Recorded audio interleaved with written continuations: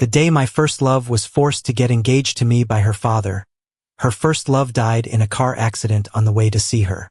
After the engagement, she spent every night at different clubs, surrounded by rumors.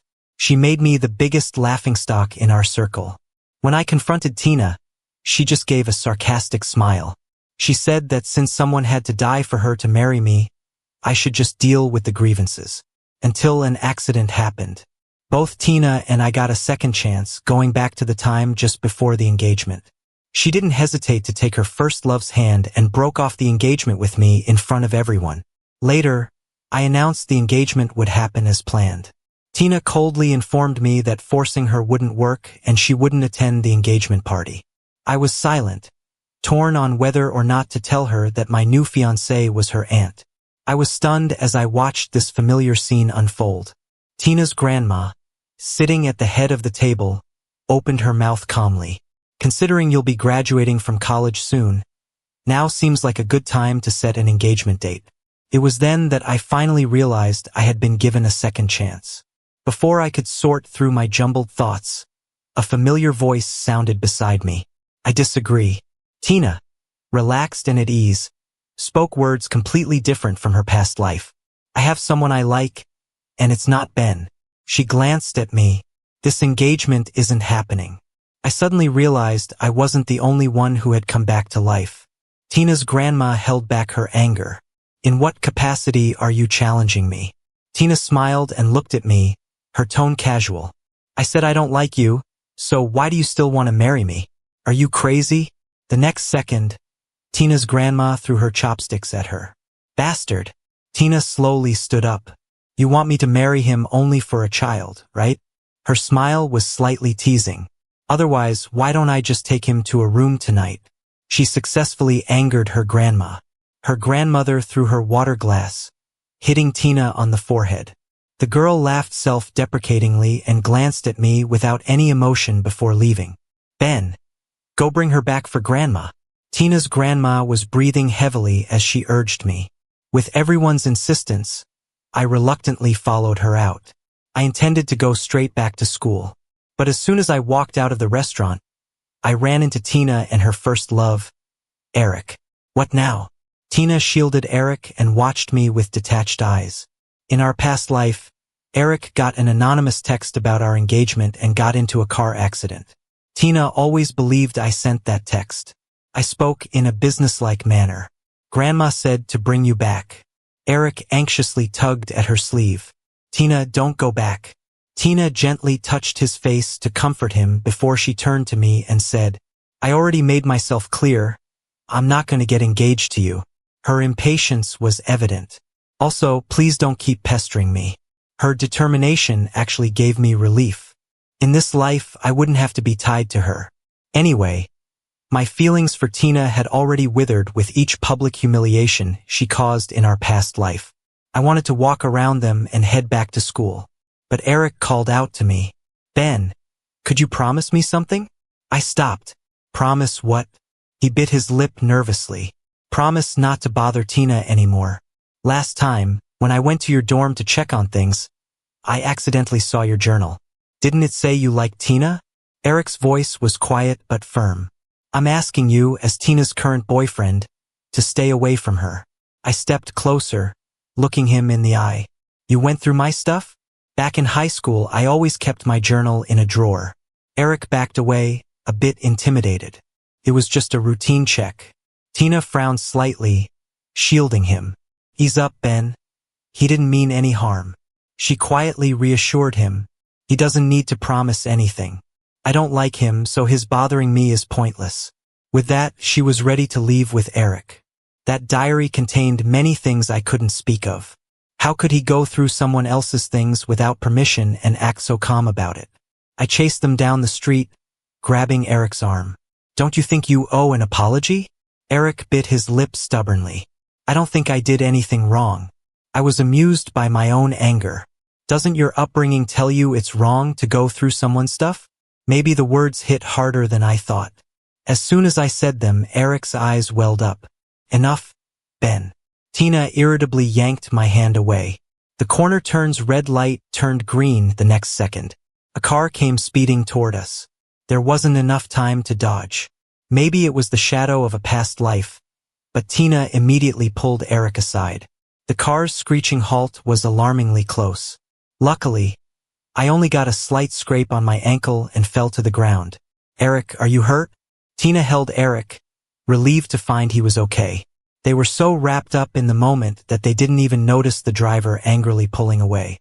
Once she confirmed Eric was unscathed, Tina finally regained composure and noticed me trying to get up from the ground. Under the streetlight's flicker, I lifted my head and made eye contact with her in silence. After a pause, she chuckled softly, curiosity piqued. "Do you think this is karma?" She always believed I was responsible for Eric's past life accident, despite my countless claims otherwise. I turned my gaze back from the pair walking away and stood up, ignoring the pain, brushing off the dirt. Thankfully, I no longer had feelings for her, and wouldn't be saddened by this. Later, Tina's grandpa frequently invited me over to their house. He kindly advised me against holding grudges with Tina. No matter what I said, he never seemed to budge. Tina is as willful now as ever. Her aunt is the only one who can control her.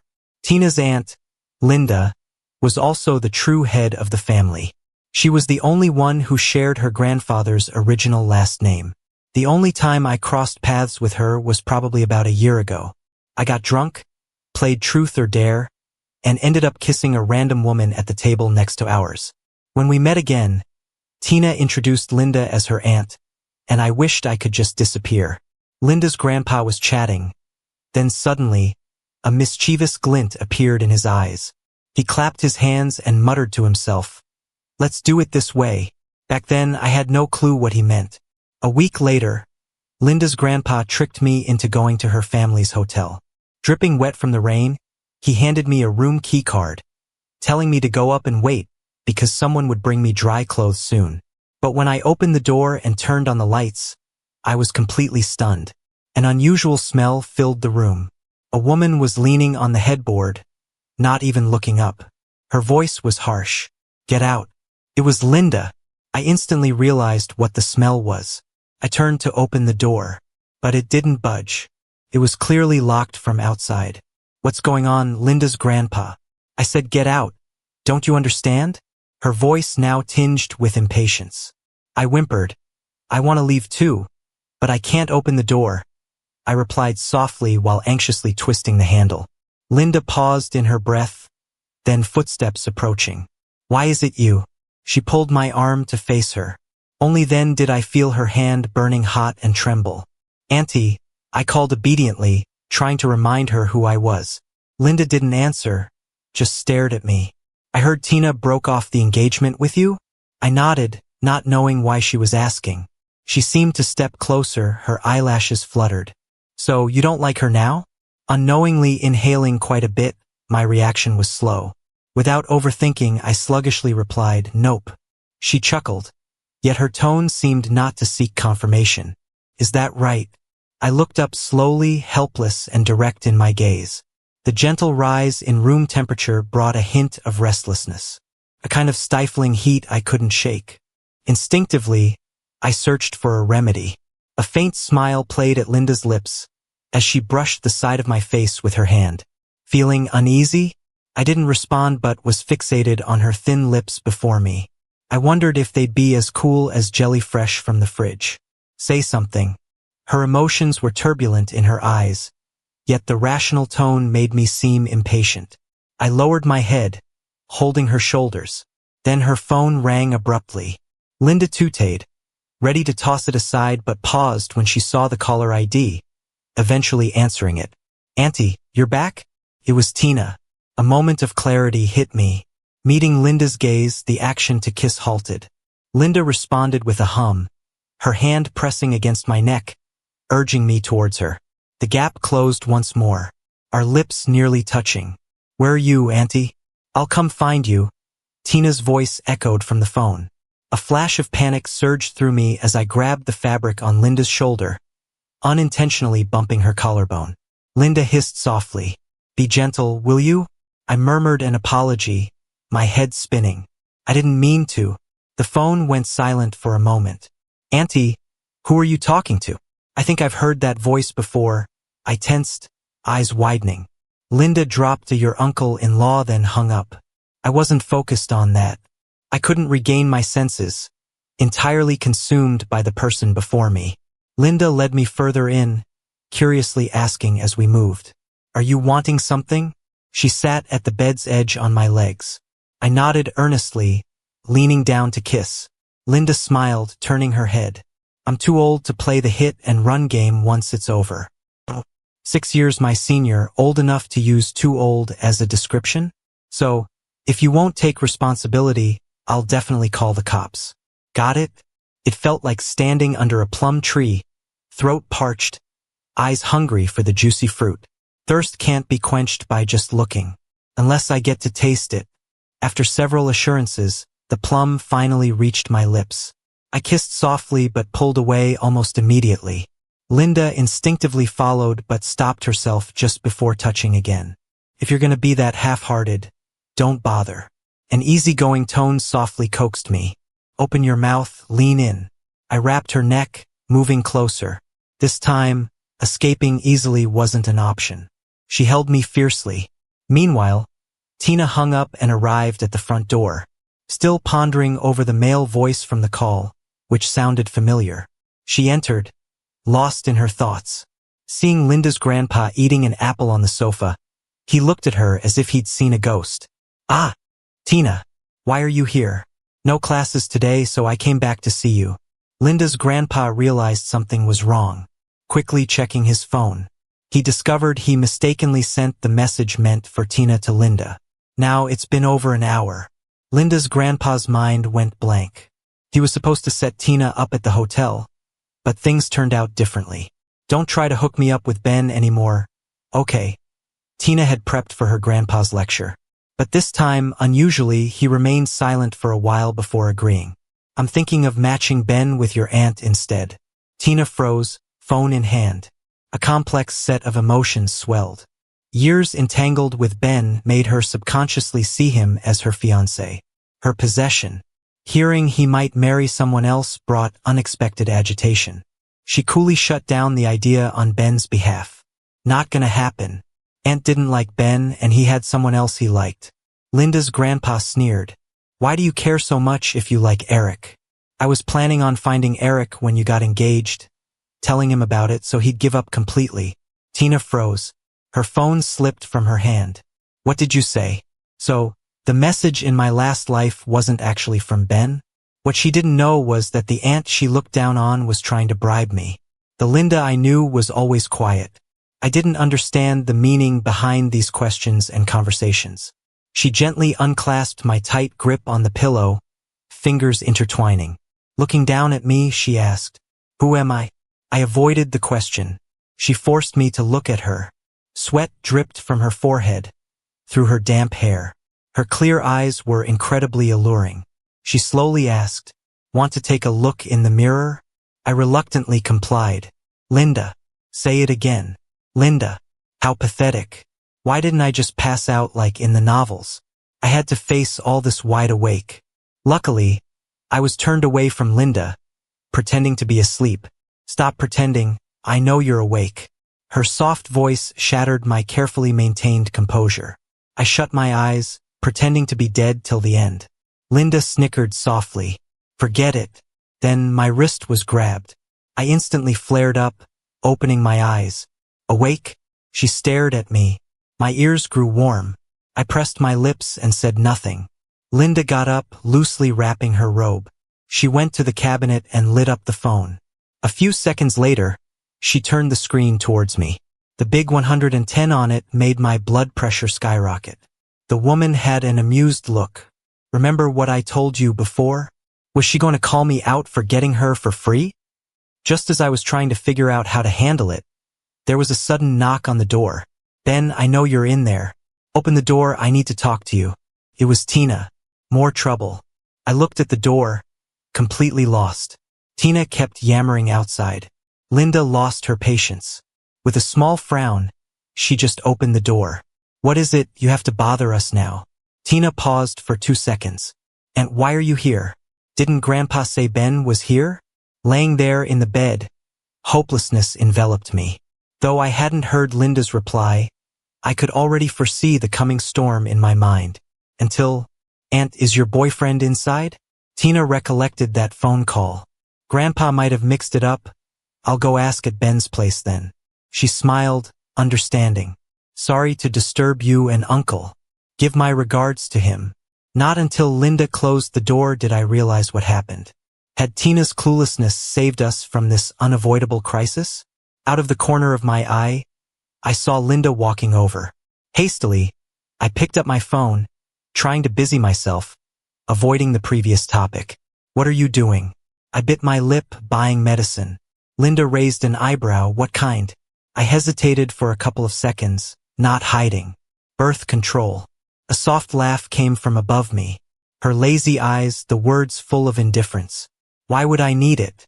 I clenched the blanket tightly, annoyed. Because of me. "What's with you?" With Linda's calm expression, I felt a strange sense of grievance. No longer wanting to argue, I silently looked down, continuing to search for the pills. The phone was taken and tossed aside. The woman brushed my slightly red eyes, her voice unusually gentle. "Stop worrying. I've taken it." I was stunned, trying to recall that part. Linda thought I didn't believe her, patiently added, "Every time." Even pointed at the trash can, jokingly asking, "Want to check?" I didn't actually look, but finally recalled bits and pieces. With Linda's grandfather's special aroma, I acted like I'd never seen a woman. Linda dodging my kisses, gently coaxing. "Wait a bit." I chased her, mumbling, "Can't wait." "Linda." She took a deep breath, reached for something on the bedside table, touched her ear, asking, "No more kisses?" Reason in Linda's eyes broke. "Can't let you smell this again." I was confused. A moment later, just before she kissed me again, she explained, "I can't handle it." So much embarrassment had numbed me. So when Linda asked me to carry her to the bathroom, I hesitated a bit. Then she stretched out her hands. "Well, be my guest." A soft chuckle escaped from Linda. She nestled into my neck as I walked to the bathroom. You're welcome." That day Linda asked me again if I'd be responsible for her. Noticing my indecision, she didn't press. Just said, "Your father's company is having cash flow problems, and Tina called off the engagement. She will find a new match for you soon." The next morning, on my way home, I was mulling over Linda's words. However, when I saw Tina downstairs, I temporarily put that matter aside. Fatigue was evident in the girl's eyes. Her voice was colder than the morning mist. "Explain why you didn't answer all night, didn't come home. Where were you?" I looked away. "None of your business." After leaving the hotel yesterday afternoon, I was too exhausted to deal with my dad, so I went to a nearby apartment I owned. No need to explain all this to Tina. When she approached, the chill in her scent was even more profound. "None of my business?" She gave a faint smile. "Ben, we haven't told anyone about calling off the engagement. Officially, I'm still your fiancé. You spending the night out isn't my business?" Tina spoke with a familiarity that came from the previous life. This had happened before. During my internship, I had to accompany my boss on a last-minute business trip for a day. No one was notified. On the third day, I saw Tina outside my apartment building. She still had lipstick stains on her neck, but she still furiously questioned me about where I had been. The woman before me overlapped with my memories. I looked at her in disbelief. "You took Eric away publicly, even before canceling the engagement, right?" I said. Tina stared at me for a long time, clearly annoyed. She coldly smirked. "Do you know what annoys me the most about you?" Her gaze was both scrutinizing and judgmental. "It's your petty jealousy and how you don't even bother to hide it. Don't you think you are being totally obnoxious, Ben?" I was taken aback for a moment. I was just stating facts to refute her and didn't expect she'd see me as jealous. Tina shook her head, stepping back to maintain a safe distance. "I thought maybe I misunderstood you. But now, even if you didn't do that, you still get jealous. You're really no match for Eric." With that, she left, giving me a disappointed look. "Tina," I called out to her as she was about to leave. "Even if I am jealous, it's not for you." You really are full of yourself. Stop showing up again. If you come near me again, I'll call the cops. I turned and headed back to my apartment without looking back. Jealousy and losing control. I'd heard this many times before. Tina's attitude towards me had changed from harsh blame to casual mockery. Standing back and looking at it now, devoid of any emotion towards Tina, I realized I'd wasted too much unnecessary time tangled up with her. After that day, Tina unilaterally announced the cancellation of our engagement. Linda was right. The next day, my dad couldn't wait to introduce me to a new marriage prospect. Initially, I planned to just meet them briefly, but things took a surprising turn from the start. Honestly, I'm kinda into your type. In the restaurant, my date, Lily, began candidly, but I couldn't say anything. If I admitted that her $30,000 shoes didn't mask her odor and it put me off eating, she'd probably leave right away. Then my dad would totally chew me out. As I was contemplating, a familiar voice responded to her. Who do you like? I instinctively looked up. Linda had a scarf draped over her arm. Her wavy hair casually streamed down her chest, slightly messy. There was a kind of leisurely elegance cultivated by the social scene. She looked at Lily with a not-so-friendly smile. Linda, what a coincidence. I'm actually on a blind date. Lily stood up quickly. Almost in an instant, a heated gaze landed on me. If Linda's gaze could be translated into temperature, I'd probably already be sizzling. Linda, would you like to join us for a meal? Lily asked politely, seeing that Linda hadn't left. Unexpectedly, she really did sit down. You guys continue. Pretend I'm not here. Linda fiddled with her fork, casually pushing around the broccoli on her plate. I nodded at Lily. Overall, I'm pretty satisfied with you. But there's one thing I really care about and want to ask. She hesitated and awkwardly said, Is it still your first time? I was dumbfounded and asked, What? She smacked her lips, a little embarrassed. Because I kinda care about that. Linda halted her movements. My hand under the table clenched tightly. A sense of overexposed discomfort seemed to flood my senses. I was about to speak when in the corner of my eye, I noticed Linda's fork hitting the table lightly. What's wrong? Linda? Not appetizing? I can order something else for you. Lily offered. Linda laughed, her tone icy. No, I think you're pretty interesting. How does someone who sleeps with different men every night have the audacity to expect a guy to stay pure for you until you're ready? Lily's face reddened, yet she insisted she was right. Linda, you don't get it. His family's practically selling him off. I'm lowering my standards because he looks decent. To be honest, even if I demand he follows traditional wifely virtues after marriage, Ben would have no choice but to agree. I quietly listened, reaching for the soup in front of me. My next action might be to pour that soup over her head. I'd held back all evening. This was my breaking point. Linda seemed to sense my thoughts and moved the soup away. Linda placed soup in front of Lily and, laughing, pointed at it. Look at yourself. Can you even see who you really are? In the next moment, she unexpectedly pushed Lily's head down to the edge of the soup bowl. Linda's eyes reflected a rebellious air. He doesn't even think I'm good enough for him. So who are you? You're just maintaining appearances by clinging to your family's outdated glory. Finally, Linda released Lily, who had choked on the soup. She sat back in her chair, calmly wiping the soup splashes off her hand. Without looking up, she gave an order. Get out. Tell your dad to come explain to me himself tomorrow. She didn't lift her eyes to look at me until the person left. At that moment, I was resting my chin on my hand, watching her with a grin. She snorted in a somewhat awkward way. What are you laughing at? You just slept with me, and now you're off to meet someone new. I haven't even confronted you yet. Hearing her mention that made me feel guilty. Without Lily's foot odor around, my appetite came back. I ate and drank a lot. By the time it was time to pay, I was already tipsy. It's fine, Linda. I'll pay. I will. I was taking the tradition of insisting on paying to the next level. The waiter was professional, smiling politely. No need, Mr. Ben, Miss Linda always handles the bill. I paused, blinking, my payment code still on my phone. Linda didn't give me time to react and came over to me. Can you walk on your own? I gave it some thought, then expanded my bravery to the max. If you hold me while walking, I might grudgingly agree. Linda chuckled softly, took my hand in public, and confidently walked away. Her familiar sweet scent filled the air around me, clearing the tiredness Lily had left me with. My nose was practically against Linda's collarbone. Involuntarily, I leaned in and took another whiff. Linda glanced down at me, her voice calm. Are you being affectionate because I've forgiven you? She said that, but she held my hand a bit tighter. I was drowsily by her side until a familiar voice interrupted us. Aunt, what are you doing with Ben? Tina was watching me with a complex expression, Eric beside her. Linda gave her a quick glance.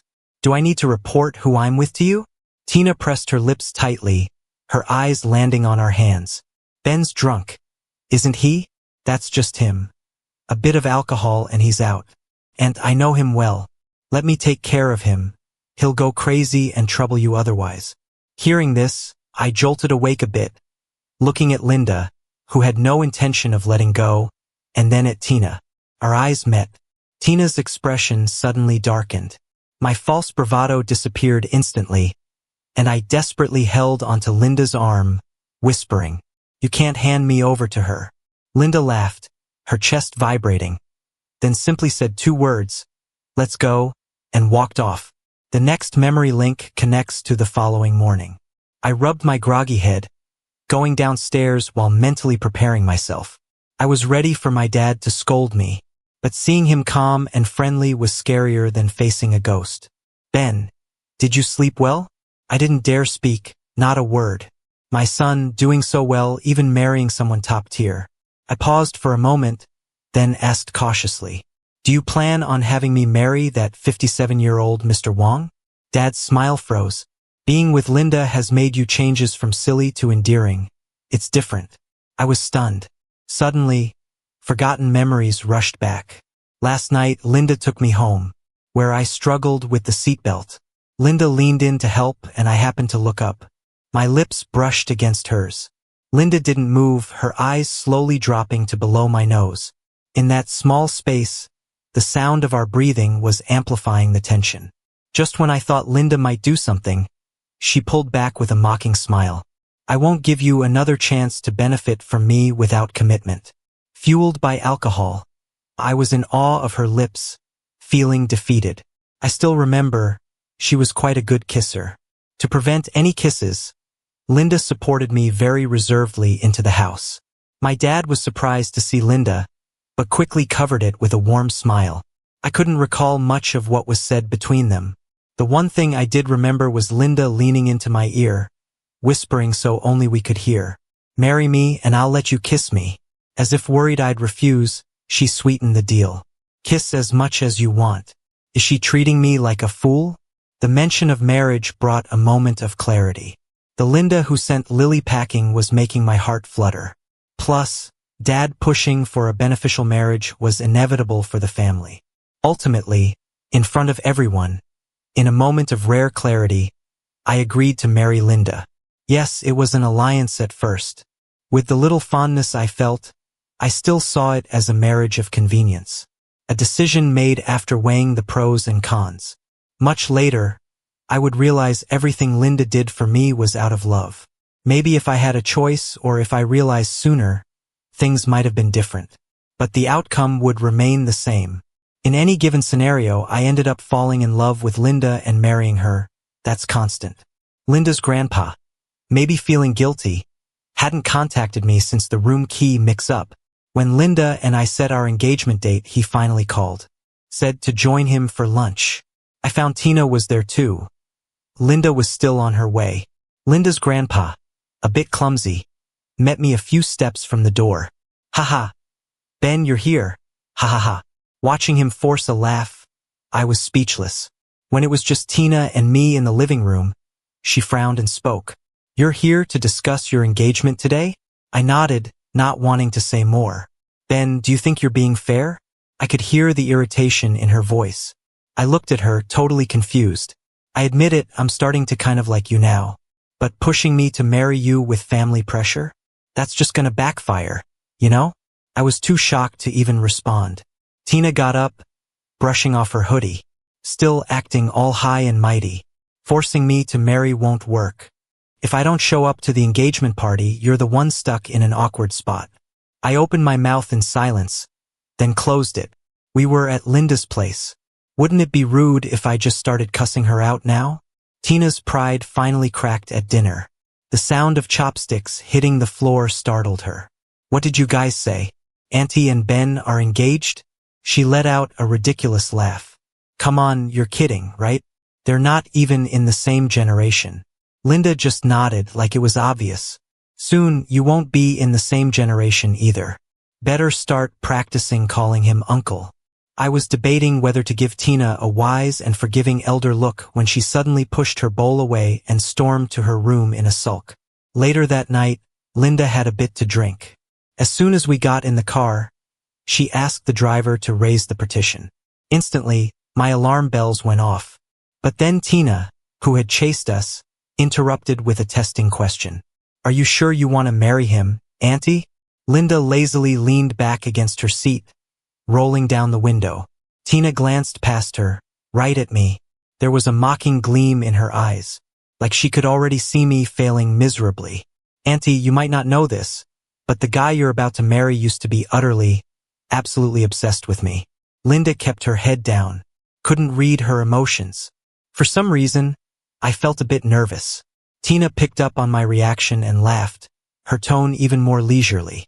Ben has this notebook, scribbled edge to edge with every little thing about his crush on me. Auntie, you sure you want to marry a guy who had a thing for your niece? The hand I had resting on the seat tightened with every word she said. Tina was Linda's niece, after all. The chance of her siding with me was way less than siding with Tina, especially after Tina embarrassed her like that. Linda draped one hand over the window ledge, lifting her wrist slightly to signal me to look at Tina. When our eyes met, Tina wore a triumphant smile. See, Ben, Auntie's just telling you to leave and come with me. There's no way she'd choose you. Linda ignored her and asked me, did you hear all of her insults just now? I wasn't sure about her intentions, so I just nodded silently. A shadow shaded my view. Linda leaned in, a barely visible smile at her lips. Her voice was hypnotic. Ben, don't chicken out. Insult her back. Stunned, I looked up at her in disbelief. I'm here not just to stand up for you, but also to give you the confidence to do whatever you want. She narrowed her eyes slightly and raised a brow. Like now, wouldn't it feel better to just give it back to her yourself? She won me over. Like I was possessed, I leaned out the window. But before I said anything, I turned to Linda for reassurance. You really got my back? Her nod was almost a whisper. I pressed my lips together, my gaze firm on Tina. The hand resting against the window balled into a fist. After a moment of eerie silence, go to hell, Tina.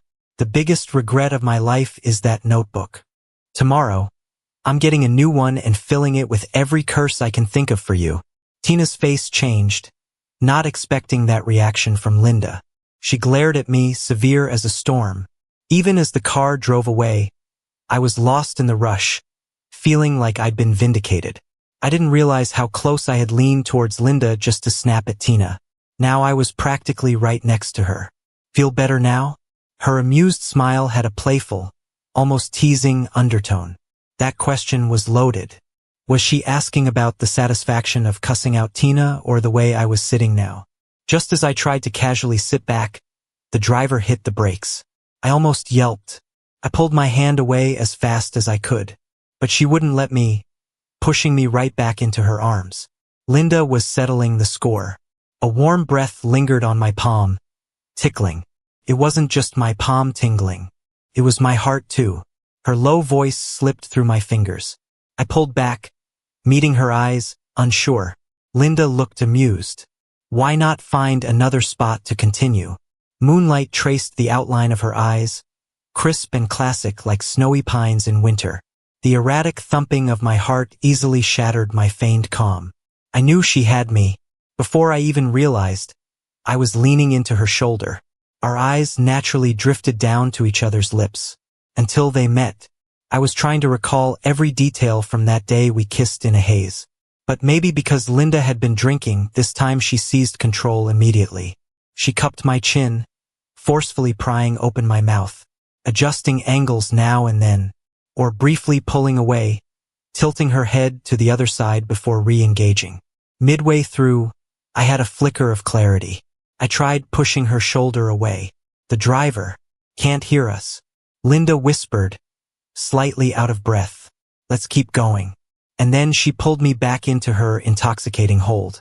Tina didn't end up with Eric. This news came straight from her when she found me at a cafe working on a group project. The chair across from me was pulled out, and someone sat down. I heard from Grandpa, you and Linda are planning to get hitched soon?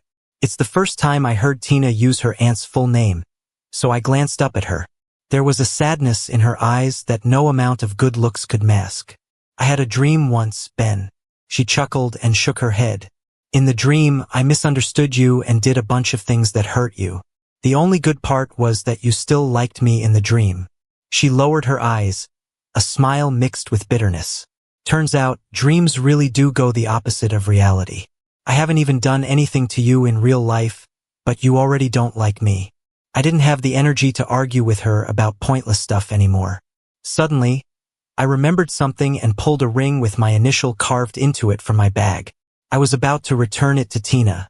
She looked at the ring and said calmly, so you two even bought couple rings. A simple sentence. Yet, I felt like I didn't understand. What? Tina said, last time, I saw a matching women's ring at Linda's place, but didn't expect the men's one to be in your hand. It felt like I was underwater, suffocated.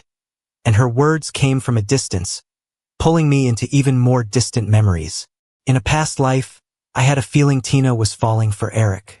I was upset but didn't want to get in the way. Just as I was planning to ask her, I got this gift box. Inside was this ring. I thought it was a gift from Tina. Never considered it might be from Linda. That night, when Tina came to me, I was so thrilled I hugged her and boldly confessed, Tina, I really like you. Tina didn't push me away. After a pause, she hugged me back. I know, she said. And you? I lifted my head from her embrace, hopeful. Tina pressed me back into her arms so I couldn't see her face. I never said I didn't like you, she replied ambiguously. That subtlety was lost on me at the time, thanks to my high dopamine levels. If it weren't for that ring, we probably wouldn't have gotten engaged. Ben? Tina's question brought me back to reality. My gaze fell on the ring again. I slipped it onto my finger. What did you call me? Tina didn't notice me laying a trap for her. Ben. I gave her a smile I hadn't shown in a while. Remember to start calling me uncle-in-law soon, okay? Without a word, Tina left. I gave a nod to her retreating figure, satisfied she wouldn't come back to pester me. I didn't ask Linda about the ring right away, but there was a nagging question I couldn't shake. If she gave me the ring, why not say something? I stared at the ring, digging through past memories of Linda. Then it hit me. The day I confessed to Tina, I noticed a Cullinan facing us. It was too dark then to see inside before it drove away into the quiet night. Not long ago, I saw an identical Cullinan in Linda's garage. I thought, she's not silent. She saw me in love, so she didn't want to intervene. Until the day of the engagement, Linda put on the ring. The engagement party went smoothly, except for something a friend from my internship said. His wife's 7 or 8 years older than him. He gave me this look and said, "Bro, cut your wife some slack. All right?" Then he patted my shoulder. Confused, I looked at him. Just a heads up. Older than you means she ages faster too. You know? He whispered. As women age, they get tired easier. Linda didn't let me drink that night, turning down every toast. Starry-eyed over my fiancé, my admiration hit a peak, only to drop flat. In Linda's apartment, she had me pinned on the couch, lightly tapping my face. "So, how are you claiming she's old?" Her voice, soaked in alcohol, was husky and sexy.